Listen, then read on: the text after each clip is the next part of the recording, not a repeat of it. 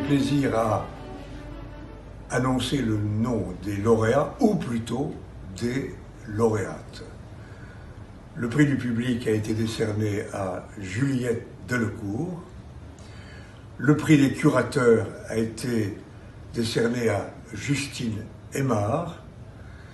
Le prix des nouveaux médias a été décerné à Olga Kiseleva. J'adresse mes félicitations chaleureuses à chacune des lauréates. Bonjour, voilà les résultats de l'Opline Prize 2020. Le prix du public est attribué à Juliette Delecourt, le prix des curateurs à Justine Aymard et le prix du jury et des nouveaux médias à Olga Kiseleva. Je vous remercie et à l'année prochaine. J'ai le grand plaisir de vous présenter les lauréates de la 12e édition du prix Opline Prize 2020 Woman Creator et son invité d'honneur, l'architecte Dominique Jacob. Le prix du public a été attribué à Juliette Delecourt, le prix des curateurs à Justine Aymard, le prix du jury des nouveaux médias à Olga Kiseleva. Bravo à toutes les lauréates, un grand merci à tous d'avoir participé et on l'espère à très bientôt.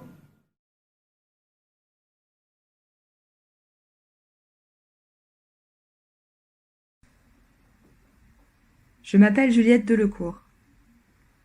À travers mon travail d'installation et de sculpture, je tente d'interroger la perception profonde par différentes approches comme le toucher, le mouvement, l'odorat, les troubles de la vision ou encore la mémoire. Je m'inspire de petits événements, d'histoires véridiques ou légendaires, de phénomènes qui m'interpellent soulignant les essais, les ratés, provoqués par l'humain et les objets qu'il crée. J'utilise le bois, le métal, la résine ou le verre comme des squelettes accompagnant des éléments plus fluides. L'eau, la lumière ou encore les odeurs sont des éléments qui m'aident à contrôler les mouvements du spectateur, juste de leur pouvoir hypnotique ou de réminiscence. Presque invisibles, ces matières m'aident à contrôler l'espace et nous incitent à se mouvoir autrement, parfois sans même le savoir, tels des pièges inoffensifs.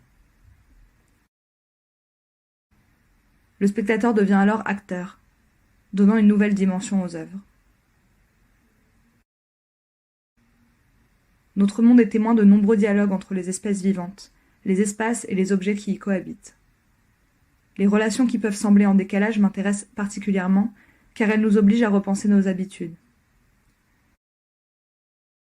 Mon travail artistique est une tentative de les mettre en avant et ainsi inventer de nouveaux dialogues.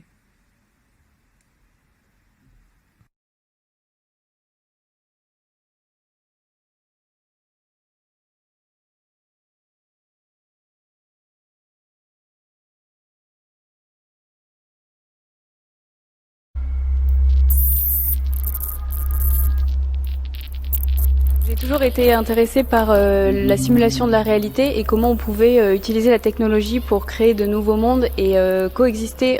J'avais envie d'explorer cette dimension du mouvement et du corps puisque aujourd'hui quand on parle d'intelligence artificielle on est surtout sur de l'intellect et on n'est pas tellement sur une prise en compte du corps et de l'enveloppe corporelle qui porte tout être vivant et c'est ce qui m'a guidée notamment au Japon où j'ai réalisé pas mal d'œuvres et de collaborations et notamment avec des scientifiques japonais qui sont dans des champs bien spécifiques qui sont la robotique et la vie artificielle, l'observation de systèmes présents dans la nature et qui sont resimulés ensuite. Je m'intéresse particulièrement donc à comment ces logiciels peuvent incarner les machines. J'ai beaucoup étudié ce robot en particulier qui est le robot Alter avec qui j'ai créé l'œuvre Coexistence. Un robot humanoïde mais qui est animé par ce système de vie artificielle assez abstraite qui est basé sur des connexions neuronales et qui permet de donner un mouvement très particulier à ce robot. Il réagit en direct avec son environnement. Grâce à ces capteurs, il peut développer un comportement autonome. Ce qui m'a fasciné, c'est que c'était quasiment comme une différente forme de vie qui n'est pas ni humain, ni robotique, ni naturelle. Et j'avais envie de travailler sur cette frontière-là. Konnichiwa.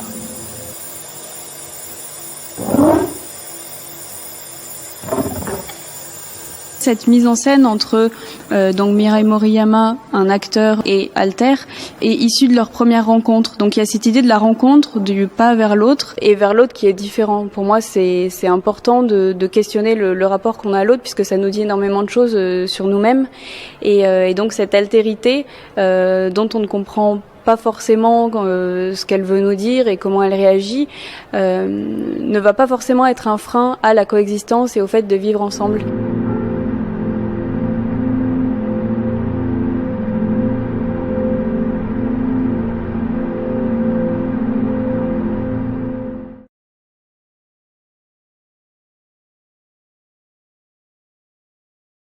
Eden represents an artistic utopia assuming that extinction, despite its supposedly definitive and irreversible characteristics, can be revoked thanks to the advancement of contemporary human civilization.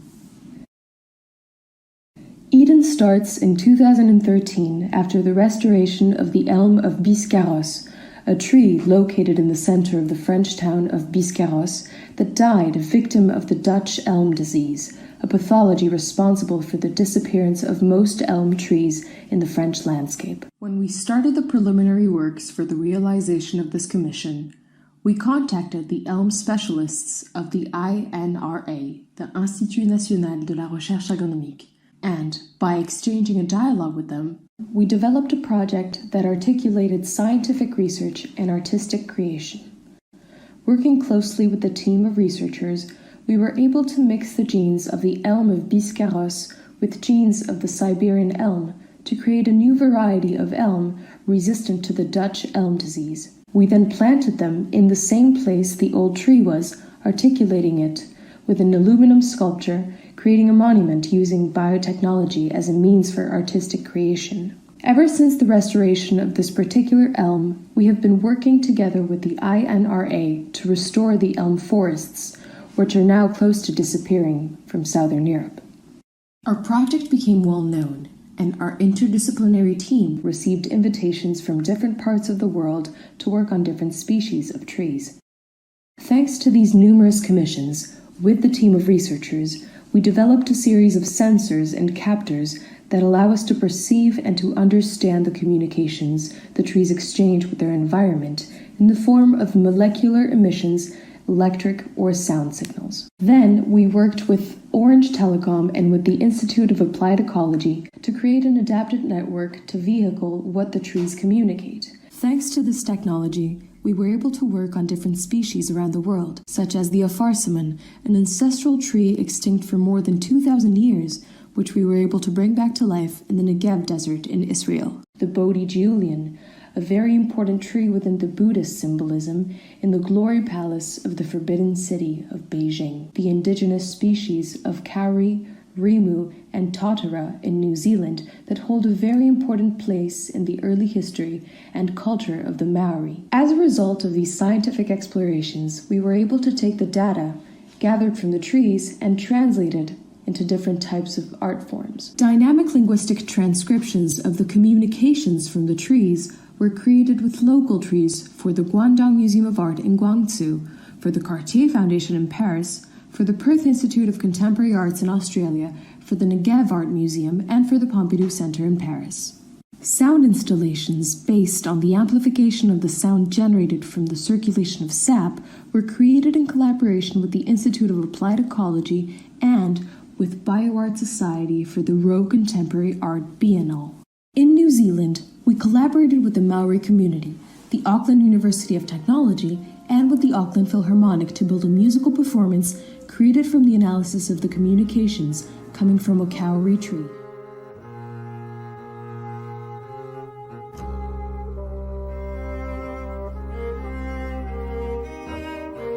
The most complex and impressive art experience we have developed until this point is the in situ installation we presented in Japan for the Echigo Tsumari Art Triennale, transmitting the communications from the Chateaubriand cedar in Paris, as well as the Japanese cedar and Woolly pine, in real time in the form of light signals that create a 3D light installation. Eden takes the experience and the information from the scientific research and transforms it into an artistic proposal allowing humans to fully comprehend the experience of the tree.